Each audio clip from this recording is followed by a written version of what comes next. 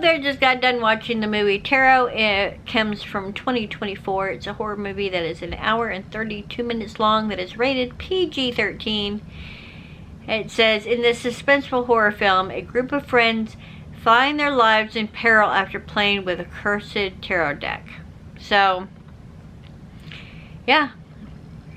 Group of young people play with the deck, and then terrible things start to happen to them according to what the deck said was going to happen. I thought this was an okay movie. Casting was good. Storyline was okay. The monsters per se, I thought were done well. What do you think? Yeah. Oh yeah, they did really well with the monsters. I would give this a 4 out of 5 for a PG-13 rated horror movie, because it's not really very scary. There's a couple scenes that I think they wanted to be jump scenes or jump scare kind of scenes, but I didn't. No, I didn't jump. I didn't jump, so. But there was a lot of jump scares if you're sensitive to them. If you're highly sensitive, it may get you, but I'm highly sensitive to them typically, but it didn't get me, so I don't know.